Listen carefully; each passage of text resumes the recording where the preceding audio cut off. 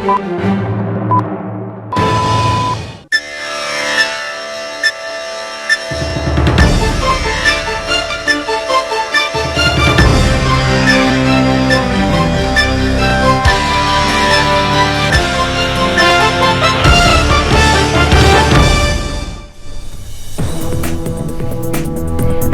আলাইকুম।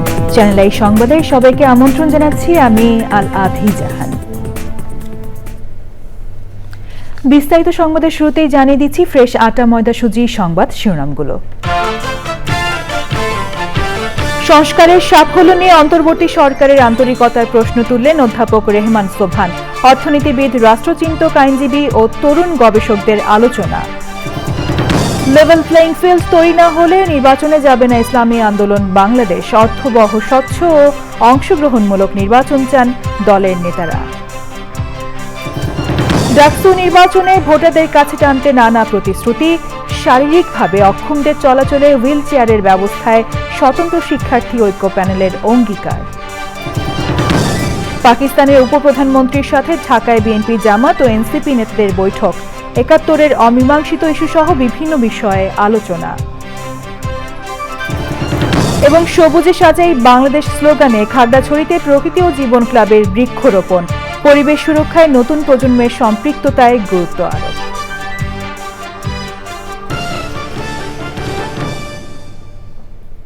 সংবাদ শিরোনামগুলো জানাচ্ছিলাম। এখনকার এই সংবাদ আয়োজন একই সঙ্গে চ্যানেল আই এর ইউটিউব চ্যানেলে এবং চ্যানেল আই এর ওটিটি প্ল্যাটফর্ম আই স্ক্রিনে লাইভ স্ট্রিম হচ্ছে। এবার বিস্তারিত। বিশিষ্ট অর্থনীতিবিদ অধ্যাপক রেহমান সোবহান সংস্কারের ব্যাপারে প্রধান উপদেষ্টা ও সরকারের আন্তরিকতা নিয়ে প্রশ্ন তুলেছেন। সমাজ গবেষণা কেন্দ্রের আলোচনায় তিনি বলেন, অগ্রাধিকারের ভিত্তিতে কি কি বিষয় সংস্কার করা হবে সেই প্রস্তাবগুলো আন্তর্জাতিকভাবে গ্রহণযোগ্য ব্যক্তিত্ব ডক্টর ইউনূসের কাছ থেকেই আসা উচিত ছিল, কিন্তু তিনি এবং তার সরকার বিষয়গুলো সুশীল সমাজের কিছু মানুষের হাতে ছেড়ে দিয়েছেন। ওই আলোচনায় আরেক অর্থনীতিবিদ ডক্টর হোসেন জিল্লুর রহমান বলেন, সংস্কারের বদলে বিভ্রান্তি বাড়ছে। রিজভি নেওয়াজের রিপোর্ট। সমাজ গবেষণা কেন্দ্রের উদ্যোগে শনিবার রাতে অনলাইন আলোচনার আয়োজন। পৃথিবীর বিভিন্ন দেশ থেকে পেশাজীবীরা যুক্ত ছিলেন ভার্চুয়ালি। অর্থনৈতিক সংস্কারের রাজনৈতিক অর্থনীতি, প্রতিশ্রুতি, প্রতিবন্ধকতা, বাস্তবতা শিরোনামে আলোচনায় মূল প্রবন্ধ তুলে ধরেন অর্থনীতিবিদ সেলিম রায়হান। সংস্কারের আলোচনার অবস্থা নিয়ে আক্ষেপ জানান প্রধান অতিথি doctor Rehman Sobhan. Now, what is surprising about the reform process is that the reforms and their prioritization should have actually originated from the chief advisor to the caretaker government. He should invest not just his official authority, but his authority as Bangladesh's premier citizen and a leading and recognized personality in the global community, which gives him a huge authority. He has not done that, and his government has not done that. This task has been left to a small group of civil society members. সংস্কারের নামে আদতে সরকার কি করতে চাইছে তা জানতে চান দেশের নাগরিকরা। রিফর্মের বদলে actually we are basically muddling along এক অর্থে, but it's too early obviously to conclude on this. সেই 10টা কমিশন মূলত কিন্তু তারা পলিটিক্যাল সংস্কার করতেছে। কিছু সংস্কার কিন্তু অলরেডি করে ফেলছে, যেমন মুক্তিযুদ্ধটাকে মুছে ফেলার জন্য যা যা করা দরকার সেগুলো খুব অ্যাক্টিভলি করতেছেন। সরকারে চট্টগ্রাম এবং এনজিও প্রতিনিধিদের প্রভাব বেশি হওয়ার সমালোচনা করেন আলোচনার সঞ্চালক, জাতিসংঘের উন্নয়ন গবেষণার সাবেক প্রধান doctor Nazrul Islam. Rizvi Newaz, channel I, Dhaka. Level playing field নিশ্চিত না হলে শুধুমাত্র সাক্ষী গোপাল হতে নির্বাচনে যাবে না ইসলামী আন্দোলন বাংলাদেশ। অর্থবহ, স্বচ্ছ, অংশগ্রহণমূলক নির্বাচন দাবি করে দলের নেতারা বলেছেন, পিআর পদ্ধতিতে ভোট হলে সন্ত্রাস ও কালো টাকার প্রভাব মুক্ত থাকবে নির্বাচন। আগামীতে ইসলামী শক্তির বিজয় নিশ্চিত করতে ওয়ান বক্স ভোট নীতিতে কৌশল নির্ধারণ করা হচ্ছে বলেও জানান নেতারা। আক্তার হোসেনের রিপোর্ট। শুরু থেকেই পিআর বা সংখ্যানুপাতিক নির্বাচনের দাবিতে রাজপথে সোচ্চার চরমোনাই পীরের নেতৃত্বাধীন ইসলামী আন্দোলন বাংলাদেশ। বিভিন্ন সভা সমাবেশে পিআরের পক্ষে জনমত তৈরির চেষ্টা করছে দলটি। এই পদ্ধতির নির্বাচন আমরা চাই না, হতে দেব আমরা। বিচার ও সংস্কারের আগেই সরকারের পক্ষ থেকে নির্বাচনের ঘোষণা দেওয়ায় সংস্কারের উদ্যোগ হুমকিতে পড়েছে বলে মনে করেন দলের এই সিনিয়র যুগ্ম মহাসচিব। বলেন, অর্থবহ নির্বাচনের জন্য পদ্ধতিগত সংস্কার জরুরি। অবশ্যই একটা নির্বাচন হতে হবে, একটা ক্রেডিবল নির্বাচন হতে হবে, একটা স্বচ্ছ নির্বাচন হতে হবে, এবং শুধুমাত্র জনগণ ভোট দিবে তা না, জনগণ যাতে ভালো মানুষকে ভোট দেওয়া পরিবেশ পায়, ভালো মানুষ যাতে সরকারে আসতে পারে, পার্লামেন্টে যেতে পারে। উপযুক্ত পরিবেশ ও লেভেল প্লেইং ফিল্ড নিশ্চিত হলে নির্বাচনে যাওয়ার ব্যাপারে দৃঢ় অবস্থান ব্যক্ত করে তিনি জানান, এবার নীরব দর্শক হতে নয়, বরং বিজয়ী শক্তি হিসেবে আবির্ভূত হতে চায় ইসলামী আন্দোলন। সেটা পরিবেশের উপর নির্ভর করবে।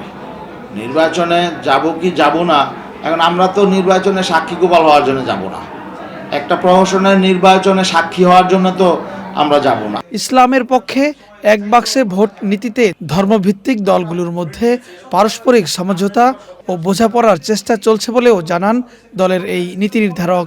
নির্বাচন তো করবই, তবে নির্বাচনটা আমরা যেন তেন নির্বাচন আমরা হতে দিব না, এটা হলো আমাদের পরিষ্কার কথা। মানুষের প্রত্যাশা হলো ইসলামী শক্তিগুলো এক হতে পারে, তাহলে মানুষ এবার ইসলামী শক্তিকে ক্ষমতায় নেবে। তো মানুষের সেই প্রত্যাশা পূরণের জন্য আমরা কৌশল নির্ধারণ করেছি, আমরা ইসলামের পক্ষে একটা বাক্স দেব। এবার কোনো ষড়যন্ত্র ইসলামী শক্তির ঐক্যে ফাটল ধরাতে পারবে না বলেও মনে করেন তিনি।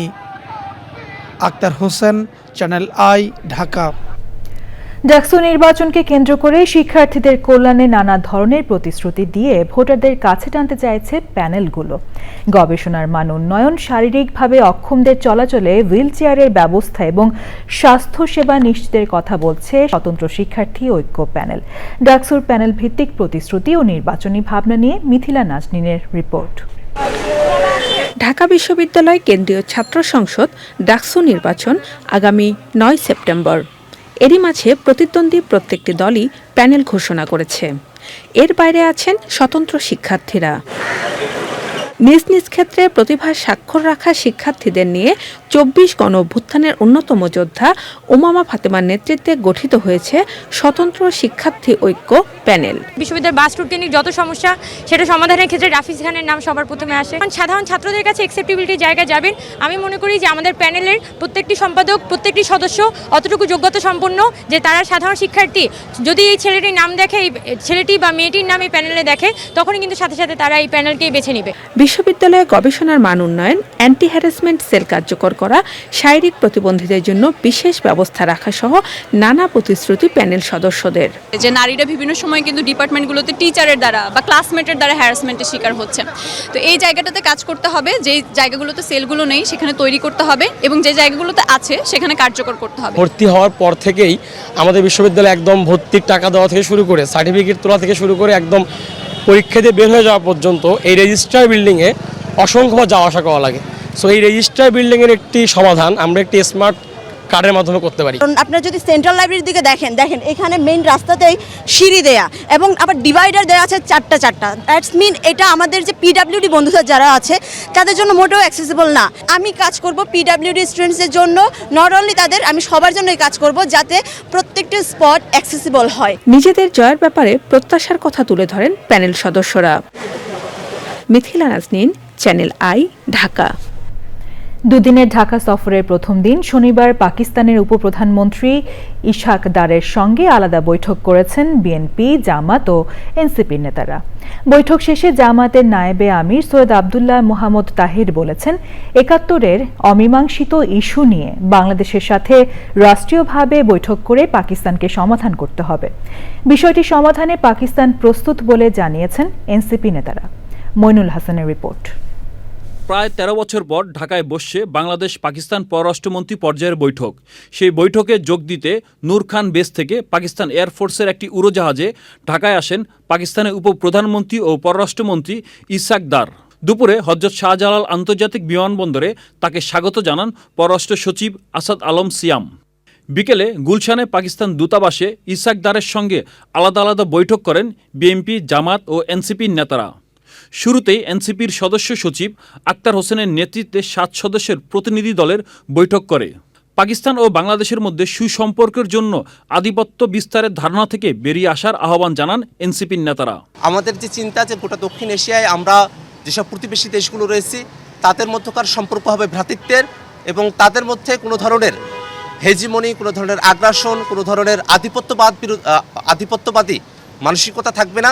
সেই বিষয়গুলো নিয়ে আমরা পারস্পরিক কথাবার্তা বলেছি। আমরা তাদেরকে বলেছি 71 ইস্যুটা দ্রুত সলভ করা উচিত। তারা বলেছে তারা এটাতে অগ্রগামী এবং দে আর রেডি টু ডু ইট।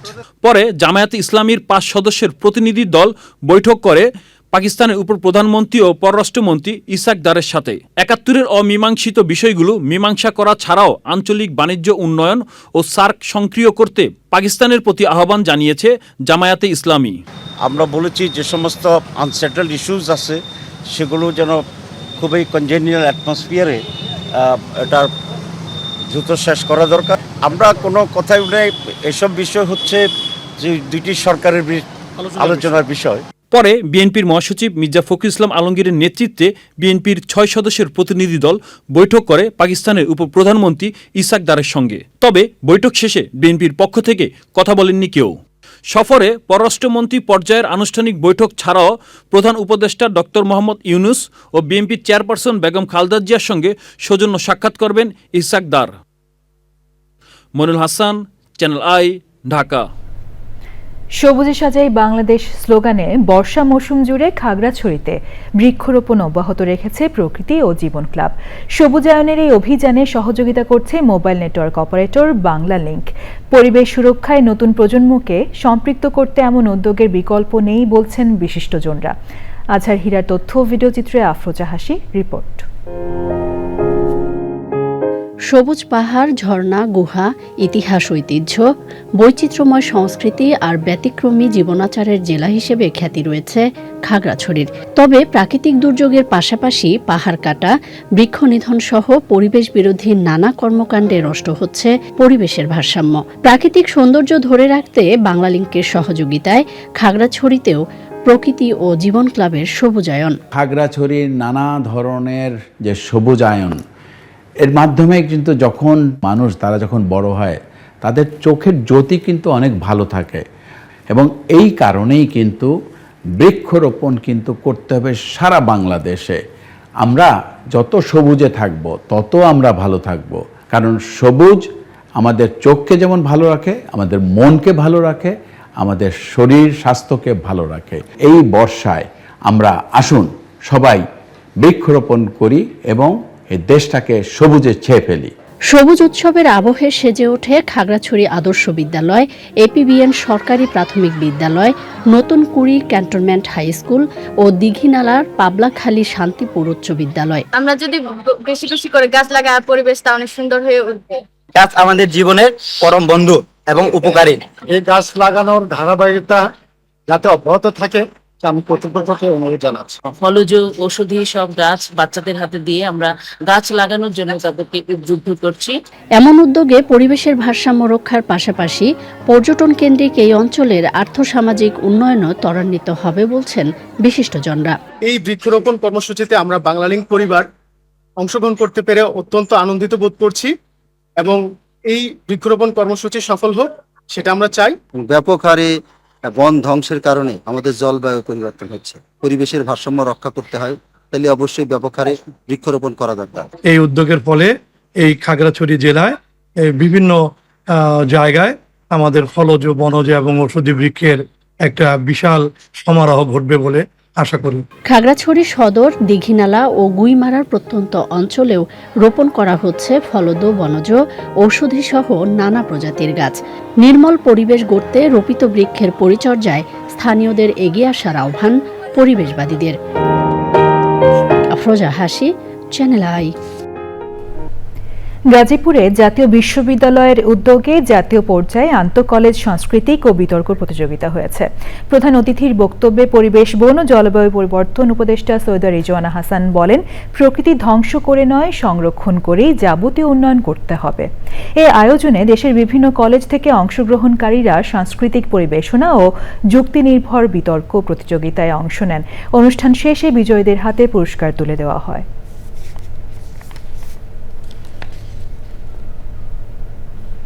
সময় হলো একটি বিরতি নেওয়ার।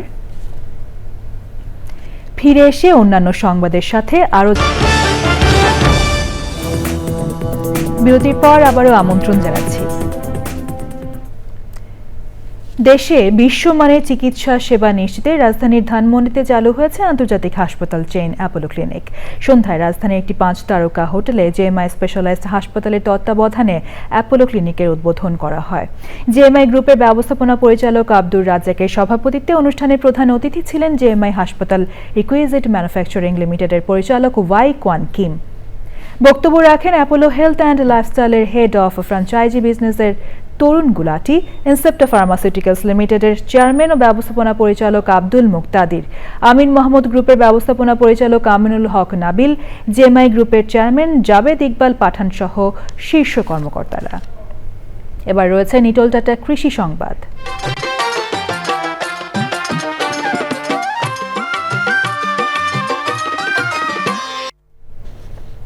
বৃষ্টির পানিতে সৃষ্ট জলাবদ্ধতায় তলিয়ে গেছে ময়মনসিংহের গৌরীপুরে কয়েকশো একর ফসলের জমি। খাল ভরাটের কারণে পানি নিষ্কাশন না হয় ফসল হারিয়ে দিশাহারা কৃষক। স্থানীয়দের অভিযোগ, পানি প্রবাহের খালটি দখলের কারণে সংকুচিত হয়ে পড়ায় প্রতি বছর নষ্ট হচ্ছে আমনের চারা সহ বিভিন্ন ফসল। কৃষি বিভাগ ও পানি উন্নয়ন বোর্ড বলছে, ক্ষতি নিরূপণ করে কৃষকদের সহযোগিতার পাশাপাশি খাল সংস্কারে নেওয়া হবে উদ্যোগ। এবার প্রকৃতি সংবাদ।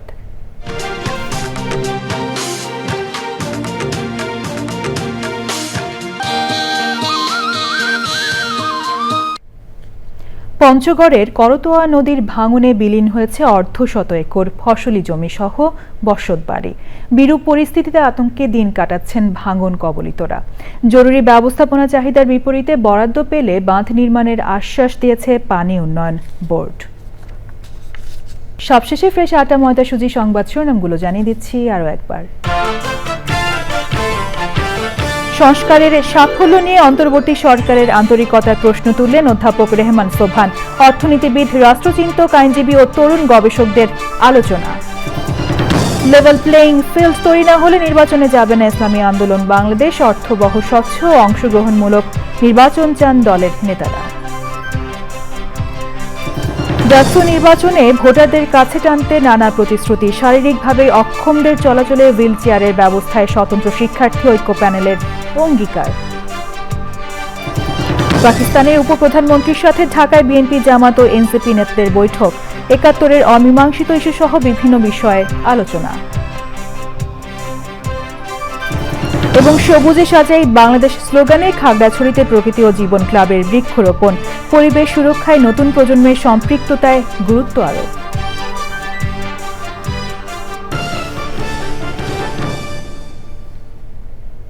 পরবর্তী শীর্ষ খবর দেখার আমন্ত্রণ জানিয়ে শেষ করছি।